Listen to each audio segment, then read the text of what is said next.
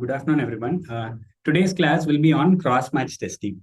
So to start with, I'll start from few of the preliminary experiments we had in cross-matching, and I'll proceed from there. So this was one paper by Paul Terasaki himself. So it was published in 1964. So basically, at this point of time, there was a lot of debate going on how to increase the long-term survival of a graft after transplantation. So many experiments and so many hypotheses have been put forward at this point of time. So in this particular paper, this was actually presented in one conference. It was not exactly a paper which was published initially. It was presented in a conference, all these findings. So in this particular study, uh, there were few people. They took like 12 to 14 people who had who are transplant patients who are surveyed for various periods of time, from 3 months to up to 18 months. So what they did was basically Paul Terasaki, he started collecting the serum sample of patients who had undergone multiple transfusions or who had undergone multiple childbirths, from females who had multiple childbirths. So they collected sera from all these patients, like around 50 different types of sera from 50 different people. And all these belong to the category of multiparous women or those who have undergone multiple transfusions. So what they did was they took this sera and they put it along with the lymphocytes of the donor and the recipients. Okay, of the donor and the recipients. Okay, this was after transplantation, and they started to see, which sera is reacting to which patient. Okay, like that. For example, I'll explain with this graph. So these are the 50 sera. Okay, each row is one sera. Okay, 50 sera. And this is one donor, this is one recipient. Okay.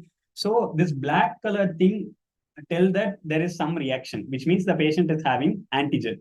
Okay. The patient here is the donor. The donor is having that antigen. And the reactivity here says that the recipient is having that antigen. So I'm telling here it is that antigen because we don't know what that antigen is. Because this is a reaction to a sera from one particular patient, one particular different person. Okay, we don't know what antibodies are present in that sera. So what they did was they collected so many such sera, and then they started doing matching with the lymphocytes of the donor and the recipients. So they found, for example, this mother had like around some 20 is reactive to some 20 different types of sera. So consider each sera as having one antigen. Basically, this is a wrong theory because it can have a lot of antibody, but consider this as 50 different antigens. So this particular a mother is having like around some 20-25 antigens. And then if they put the same sera with the recipient, you can see that the recipient has a lot of extra antigens which are available. But one important thing here is you can very well see the same antigens are almost present in the recipient also. See this particular, 29, 30, 31, all these are present in the recipient also. And there are only few different places where the particular antigen is absent in the recipient. For example, you can see the 22nd one. So here the donor is reactive to that particular, sera, but the recipient is not reacting.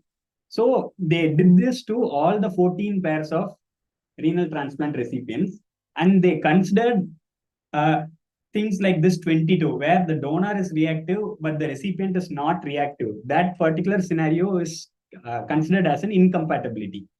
So they checked the incompatibility of all the 14 pairs, and what they found was they plotted all this together. So for all the 14 patients, they plotted it like this. Okay. So these are all the different sera, 50 sera. And this is like one represents here, it is one pair. Okay. So the one pair, if it is black in color, it means that they have incompatibility in that. That pair is having incompatibility.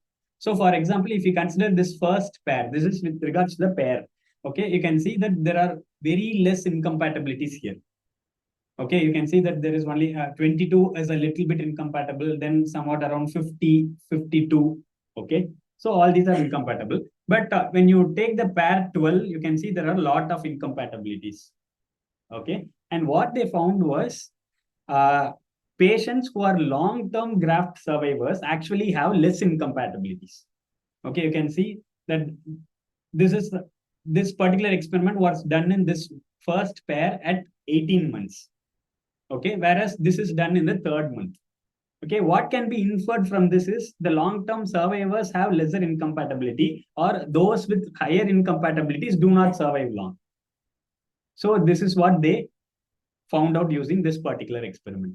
So they don't know what are the antigens here, they don't know what are the antibodies here, but they put forward a hypothesis that there are few antigens which must be compatible between the donor and the recipient for the graft to survive long. So this is the hypothesis they put forth. Only after this, they started finding the individual HLA molecules and found out that there are so many HLA molecules, and these antibodies actually represent the anti-HLA antibodies. So this is how the history progresses.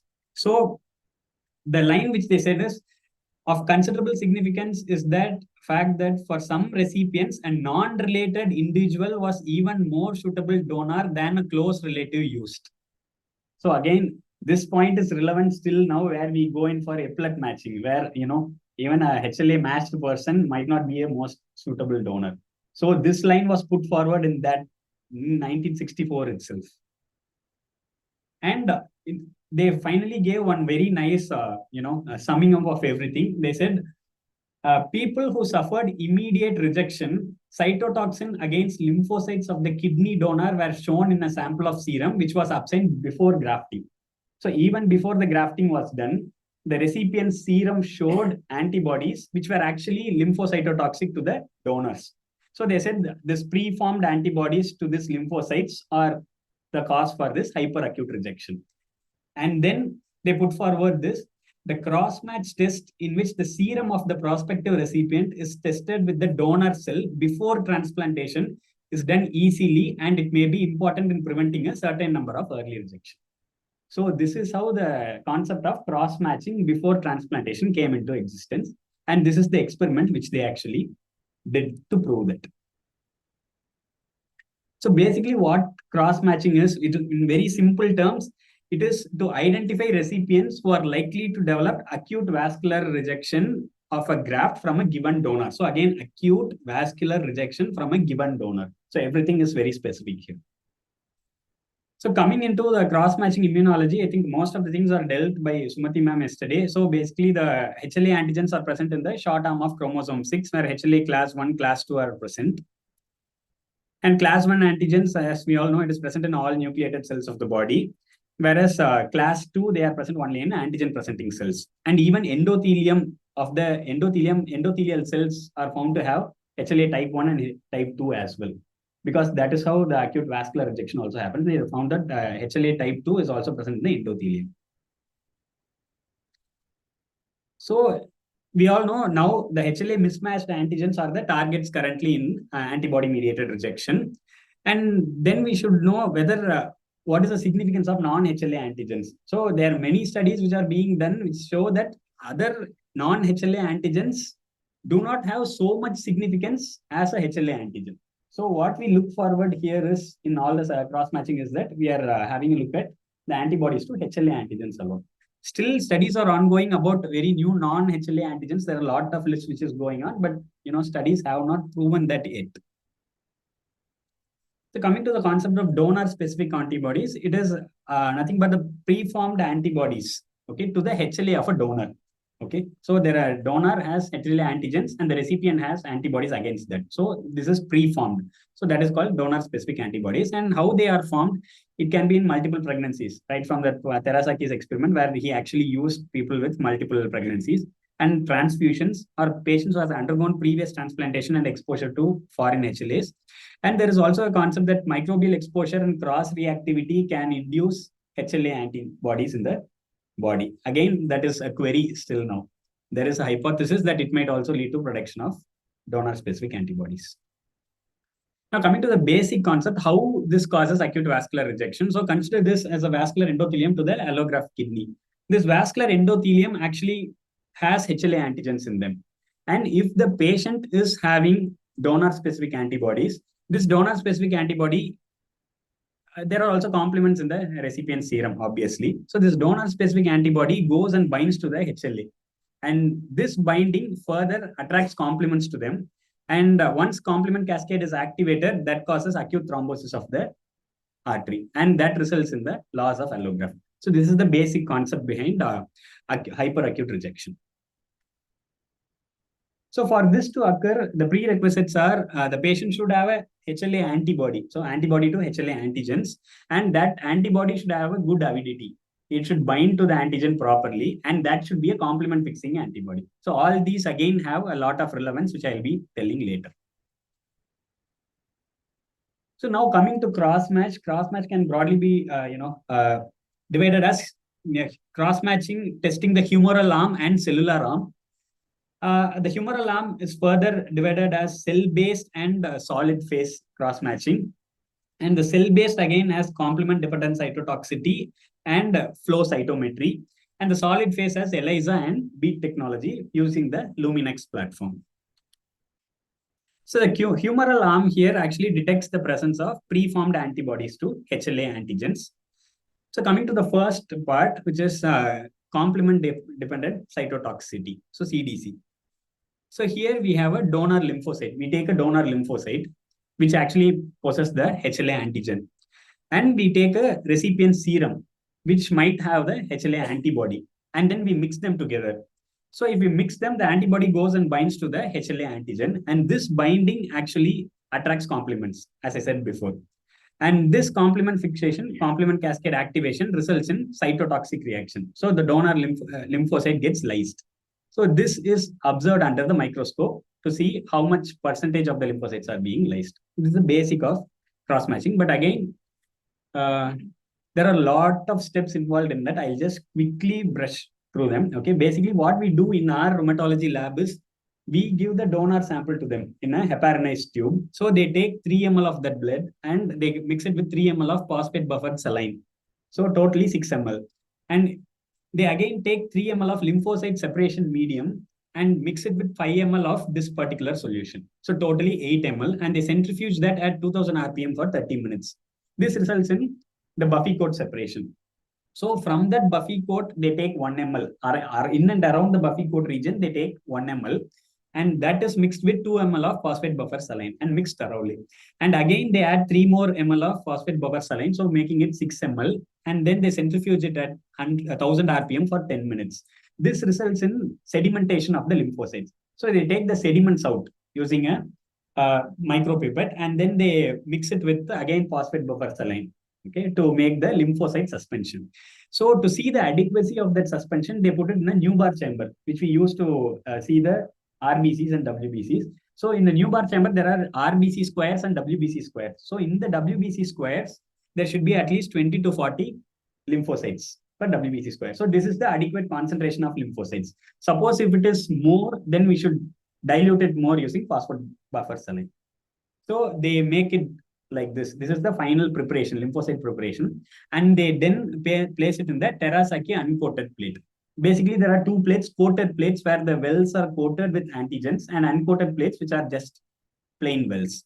So this is how the Terasaki plate looks like. Basically, we have around 6/12, totally 72 wells available in the Terasaki plate. And this is the inverted phase contrast microscope, which we use in our laboratory. So this phase contrast microscopy actually helps to visualize live cells, okay, without the use of fixing them. So fixing or adding stain, that will kill the cell. But this method, phase contrast microscopy helps to visualize live cells. Okay, basically when light passes through some cell which has a higher density than air or the surrounding liquid media, there is phase shift which is occurring. Phase shift means there is change in wavelength. I mean, wavelength won't be changed exactly. It won't be exactly superimposed on each other. The 2 waves will be slightly shifted. That phase shift is actually amplified in this particular microscopy. So those areas undergoing phase shift appear bright in this particular thing, whereas the surrounding area, they undergo destructive interference and then they appear dark. So that only the lymphocyte will be appearing highly refractile here. So that is the concept of phase contrast microscopy. In fact, it is very important that the person who actually found out, who invented this phase contrast microscopy was awarded the Nobel Prize in Physics. So such an important finding in the field of medicine is phase contrast microscopy. So what they actually do in our lab is, you can see there is something called NC and PC. Both are NC, which is negative control. Okay, negative controls and positive controls, and we have something where donor antibody, donor lymphocyte with donor serum. That is one that again acts as a control. And then 1, 2, 3 are our priority recipients. Priority recipient 1, 2, and 3. So what they actually do is, from the lymphocyte preparation which we made, they use Hamilton syringe. That is a very it is like a micro syringe. Hamilton syringe. They take 1 microliter of that suspension, put it in each well, and before putting that in each well, they add 1 microliter of liquid paraffin to keep that well wet. So they'll keep 1 microliter of liquid paraffin. On top of that, add 1 microliter of lymphocyte suspension, to which they add the corresponding anti-sera. For example, this negative control and positive control are all commercially available. So this negative control, when added to the donor lymphocyte, it won't cause lysis. Lymphocytes will be as such intact. Whereas if positive control is added, it will lyse all the lymphocytes. And again, this donor's own serum, if put it into the patient, ideally there should be no lysis. But there might be lysis if there is something called autoantibodies. That again, I'll be explaining that later. So autoantibodies might be present. And 1, 2, 3 are 1 microliters of serum of recipient 1, 2, and 3 priority patients. So they keep it here and incubate it for 30 minutes. And after 30 minutes, they add eosin dye and let it settle for another 10 minutes. So what they say is the cells which actually die or lyse, they take up the stain more and appear more dark. Whereas the cells which are intact, they don't take up the stain and they appear kind of refractile in the phase contrast microscopy. So this is how it actually looks. Okay. So I'll zoom in and see. So this is the unlysed lymphocytes. This is actually the picture from our laboratory. This is like, I'll tell the patient's name also. So yeah, this is how the intact lymphocytes will appear. So everything will appear refractile and they stand out. Whereas if we see the lysed lymphocyte, we can see they appear dark and non-refractile. So this is a positive control actually. This is a negative control. So this is totally unlysed and this is lysed. So what we do is, if such cells, such dark cells are present here and there, we see the percentage of cells which are lysed and give it as the report. So anything less than 20% is acceptable. 20% lysis, or if it is more, then it is not acceptable. If it is more than 20%, we call it as a positive cross match, and it is unsuitable for transplantation. So this is the basics of cross match. So again, this particular thing, I'm not sure if it is visible properly. This particular thing was reported as 5 to 10% negative, and this was reported as 15 to 20% negative. Okay. There are few areas of lysed cells here. You can see one here, one here, one here. So a lot of lysed cells. These are all the unlysed cells. Okay, so it's just a visual comparison. So the strength of this reaction can be given like how I told, the percentage of lysis, or it can be by giving a dilution of the serum. First you put an undiluted serum, then you double the dilution and keep on diluting till there is a negative cross match. And we report that particular titer as the strength of the reaction. So this is how we actually report the strength of CDC. Now comes the question. So if the CDC is positive, it obviously means there is presence of antibodies. If CDC is negative, we can say that there is absence of antibodies. But again, if there is positive, what is the relevance of the positivity? And if it is negative, does it really mean if there are no antibodies? So coming to that part, so the positive CDC will obviously be present in donor-specific antibodies. If there are DSAs present, obviously it will be a positive reaction. The other things where we can get a positive CDC are the presence of autoantibodies. So especially in autoimmune conditions where there might be IgM antibodies which can be present. Okay, that IgM antibodies can result in these autoantibodies. They are most of the times they are IgM antibodies, but the antibody of relevance in cross match is IgG antibodies. So this presence of IgM antibodies can provide a positive cross-match test. So there is again a compound, dithiotretol. So this compound actually lyses the IgM antibody. So if we suspect a patient as having IgM antibody, we repeat the cross-match test after adding diethiotritol to the recipient serum. That lyses any IgM antibodies present, but IgGs are not lysed here. So if IgGs are really present, then the cross-match will really be positive once again. But if IgM is responsible for the initial positivity, after DTT, the cross-match will become negative. So if it becomes negative, we can say it is due to autoantibodies or it is due to IgM antibodies, and we can proceed with the transplantation. So this is the relevance of a positive CDC. And coming to negative CDC, again, the titer of the antibodies can be too low. If it is too low, there can still be antibodies. Even a little amount of antibodies present has been proven to be detrimental in long course, but that little amount of antibodies might be missed by the CDC cross-match. And if the antibody is non-complement fixing, then there won't be lysis. There will be like attaching of the antibody to the antigen, but no cell lysis. So there will be a negative cross-match, but still antibodies are actually present. Again, the relevance of non-complementing fixing antibodies is of question. Whether they really cause cellular injury, it is of question. And then low antigen expression on the donor lymphocyte. If there is less amount of antigens also, then the reactivity can be less, because only less antibodies will be binding to that, and there might not be a very positive reaction. So these are all the caveats in CDC cross-match. Now, this CDC cross-match can be a T-cell cross-match or a B-cell cross-match. Again, what is of relevance here is T-cell cross-match. Many people, they don't do B-cell cross-match also. But again, the presence of T-cell cross-match means that there is antibody against class 1 HLA. Okay, if antibody is against class 1 HLA, then T and B-cell cross-match both will be positive. Okay, because both have HLA1, I mean class 1 HLA. But class 2 HLA, it is present only in the APC. So if T-cell cross-match is negative and B-cell cross-match is positive, it means antibodies are present against class 2 HLA. But if there is T-cell lymphocyte positive cross-match and negative of B-cell cross-match, then there might be some technical errors also, which can be there. So now coming to the role of anti-human globulin. So I said there might be less titer of antibodies. So what is being done is we can add anti-human antiglobulin.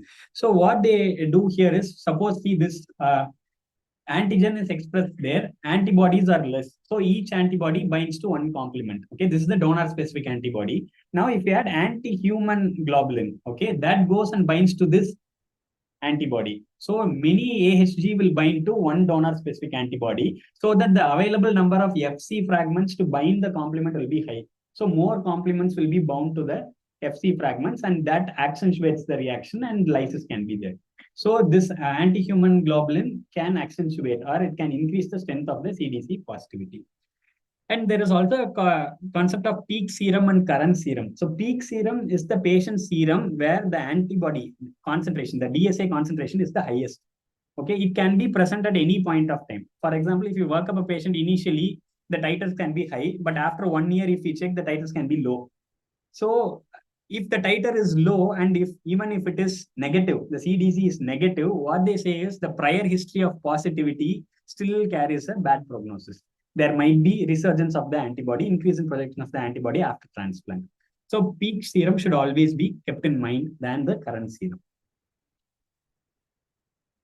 So that is about CDC cross-match. Now coming to flow cross-match, which actually helps to alleviate few of the disadvantages of CDC cross-match. Before going to that, I'll explain the concept of flow cytometry in a very short manner. So what we do here is, there is a laser light. Okay, the laser light goes and shines a cell. Okay, so how it goes and shines a single cell? Again, that is a technological feat. I'll show the image later. So basically, there are a lot of cells in a funnel-like thing. Okay, these cells are made to flow in a single row in tandem, one after the other. So one cell, it is a row of, it is one single column of the cells which is falling through the laser. So this laser shines the cell. Okay, once a laser hits an object, there will be scattering of light. So there will be something called forward scattering of the light and side scattering of the light. Okay, so the forward scattering is the light which goes in the same direction. Okay, if it is going forward, it is going still forward, but it won't be going as a point. It will be scattered and there will be increase in size of the detected light. Okay, so this forward scatter is actually dependent on the size of the cell. And the second one is side scatter. Side scatter is something where the light is scattered 90 degrees perpendicular.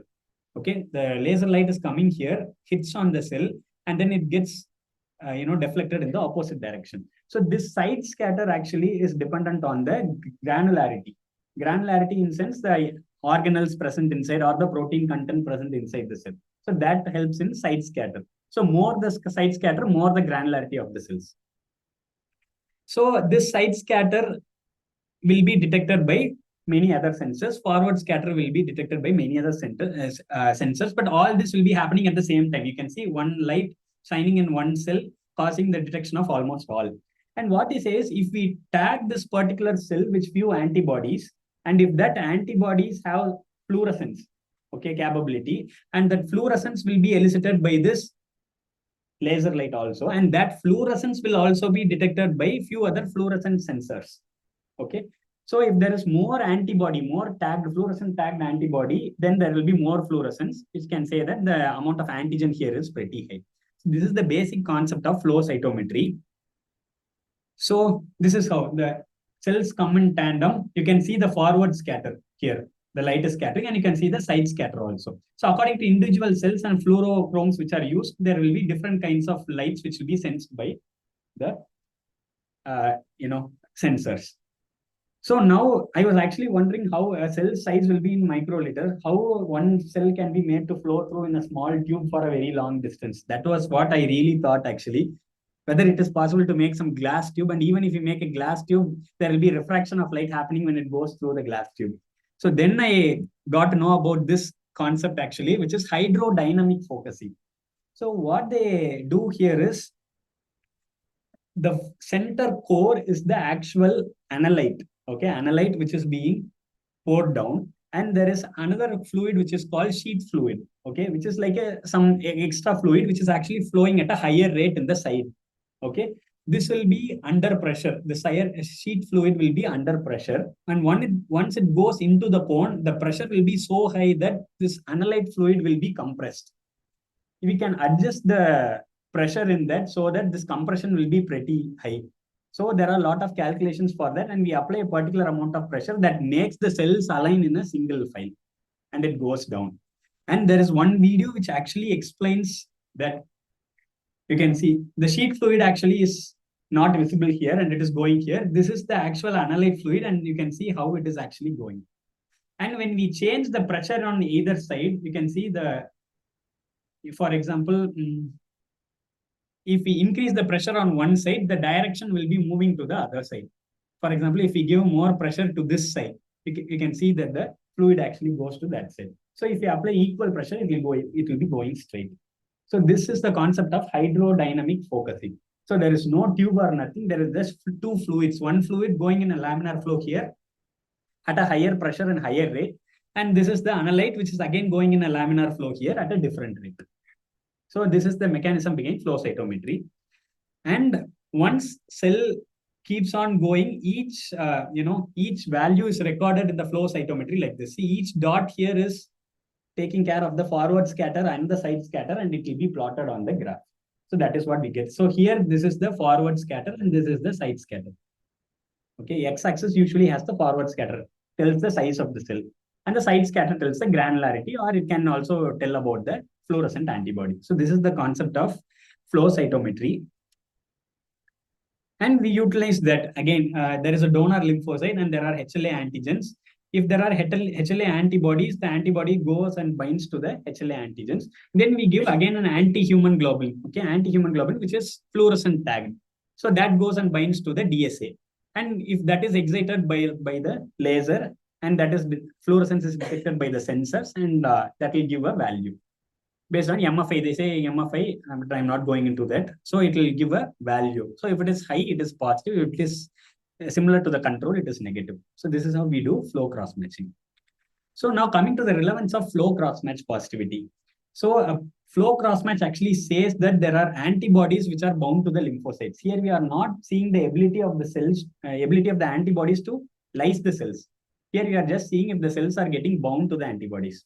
So if there is a negative CDC, okay,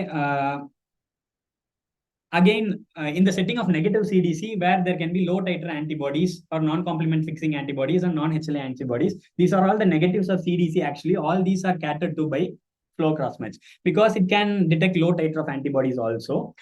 It need not have complement fixation to be detected. And even non-HLA antibodies can be, because we are just seeing if there are any antibodies here. Antibodies, because we are giving an anti-human globulin only. Okay, so anti-human globulin goes and binds to any antibody which is bound to the lymphocyte. So even it detects non-HLA antibodies. So now comes the question, if CDC is negative and flow is positive, is it safe to proceed?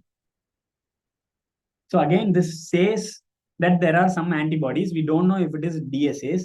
As I said before, DSAs, even as a low titer, it is detrimental in long term. So we don't know if these are DSAs or not.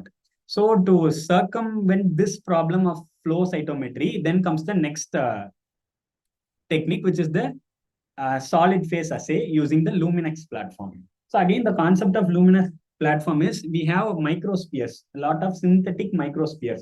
The size will be very less. You can see it is 5.6 microns of synthetic microspheres. Okay, these synthetic microspheres have two different staining. Okay, for example, see, one is infrared dye concentration. So all these cells have, so each file here, okay, this one particular row will be having one specific infrared dye concentration, and this particular row will be having one specific red dye concentration, for example. So there are two different dyes. Okay, and these two different dyes give unique feature of each bead. Okay, so all these 100 beads will be having different combinations of both the dyes. So each will be unique. So if we add one particular antigen to one bead, okay, then if that bead is detected to have positivity, then we can say what antibody is getting attached to that based on the antigen we have fixed on that bead. So these are all commercially available. So 100 different beads having 100 different antigens. If we detect one bead to have a positive antibody binding, we can find what the antigen is. Okay, so in this particular technique, we actually impregnate these spheres with HLA antigens, not the non-HLA antigens. So if a flow is positive, and if you proceed to Luminex platform, and if the Luminex platform, if it is negative, then the positivity in the flow can be due to non-HLA antibodies. In Luminex, it will be positive because we are specifically using HLA antigens. So there are lots of, again, variations in that. This, bead can be coated with many HLA of different people, and that can be used for screening of DSA antibodies. Or it can be coated with a HLA from one specific individual, and we can test that. Or we can impregnate them with one specific HLA antigen, and then we can use them. So that is single bead antigen. So single bead antigen is very highly specific. Actually, that is used to see what are all the antibodies a patient is actually having. We will see there is something called panel reactive antibody also. So panel reactive antibody can be done in two ways. We can either use some random lymphocytes and then put a patient's serum and see how much positivity is there in different lymphocytes. So that lymphocyte population which we are choosing is like a representative of the entire population. Entire population, to be specific, it should be a representative of the donor population. Okay, so what they say, I read through an article where they say there are a lot of donors whose HLA are actually characterized, and they know what HLA antigen is actually very prevalent among that donor population. So if we take some 50 lymphocytes with 50 different antigens, for example, and if we say there is only one lymphocyte which is getting lysed, it is not that only 2% positivity of panel reactive antibody. We have to see what antigen is causing or what antibody is causing that particular lymphocyte's destruction. For example, that lymphocyte has an antigen which is prevalent in 50% of the donor population, which is already characterized. So the lysis of that one single lymphocyte means that the PRA is 50%. Panel reactive antibody is 50%. So it is not just 2%.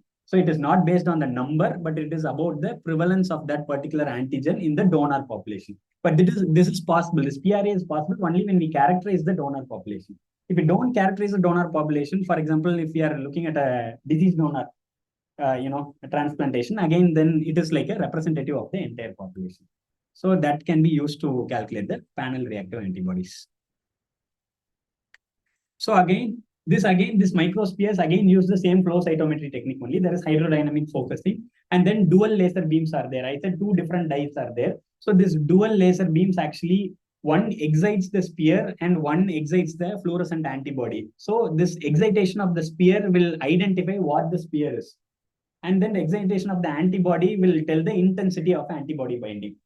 So if we identify one particular sphere and there is no fluorescence, then that antibody is not actually present in the patient.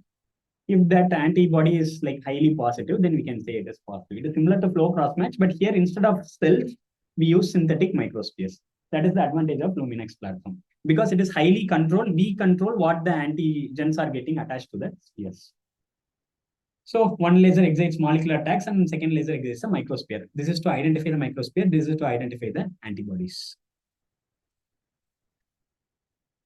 So the use of Luminex, again, it can identify third-party HLAs. So the recipient can still have anti-HLA antibodies, but not donor-specific antibodies.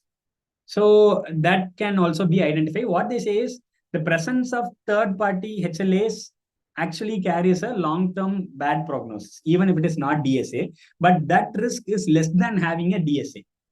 So the lowest risk is someone who is not having any third-party HLAs. So that is what is being found by studies. And removal of false positives in CDC or flow cytometry by removal of the non-HLA antibodies. We don't get to identify non-HLA antibodies here. And there is something called virtual cross-matching. So virtual cross-matching is when we actually identify the HLA antigens of a donor.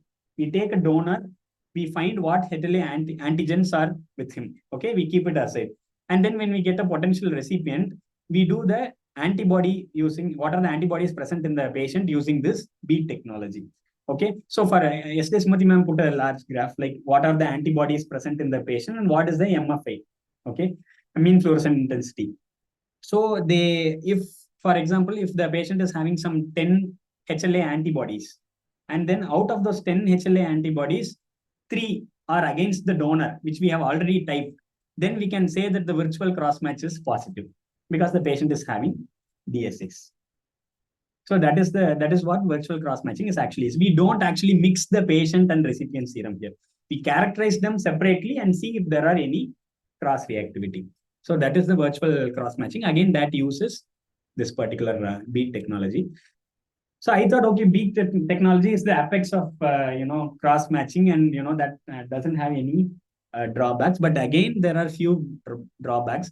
For example, the ideal setting is where there are a lot of antigens, where we get a lot of antibodies and they are fluorescing, and the MFI is increasing. So we say there is positivity. But this antigens we are coating on the beads, it is a mechanized process. Okay. For example, different beads can have different antigen sensitivities. So if there is less antigen by chance on that particular bead, so there will be less antibody binding. So the MFI will be less. So because of this, we might say that the patient is having a negative cross match. That is one disadvantage. Or if there are any non-specific background binding, so again, some other random specific binding to some random, non-target antigens. Okay, if there is some binding which is happening, that can again tamper with the result because the baseline will itself be very high. Okay, there is one. This white one is the control, and this one is the actual antigen which we are looking for. So if there is some non-specific background binding by other antibodies, this control itself will be on the positive side. So it will be difficult to see how the MFI is. And if there are any interfering factors which actually interferes with identification of the bound antibody, so that will cause less MFI. So if we remove that interfering factors only, we will see the actual MFI, which is high. So this can be a thing. Or if there are epitopes which are shared between the beads, this is very interesting because if the same epitopes are present in some random beads, the antibody concentration in the patient will be shared between all the beads so that the intensity overall will be reduced. So if it is reduced, it might be below the threshold. Usually we say more than 2000 MFI is a positive. So sometimes if the patient is having 1500 in like some 10 beats, we can still say it is negative because it is below the threshold, but that is due to epitope sharing between the beats. So this is again a drawback of the Luminex platform. So again, one more downside is, suppose the CDC is negative and the Luminex is positive, and if we deny graft to that patient, so what can be the underlying thing? Detecting a non-complement fixing antibody. Again, this again shows only the avidity of the antibody, not the complement fixing ability or the cytotoxicity. So if we say that the patient is having a Luminex positivity, and if we deny a potential recipient who might not have complement fixing antibodies, okay, so basically, even if we transplant, that patient might not have any rejection. But then this patient might be potentially denied of a graft. So this is again a downside of the Luminex platform. Again, virtual crossmatch, as I said, recipient HLA antibodies using Luminex, HLA antigen typing of the donor, and then we compare both to see the virtual crossmatch positivity. So the entire aim of all these cross-matching is to avoid hyperacute rejection and to improve long-term survival. So that is why a cross-match testing is essential before transplantation.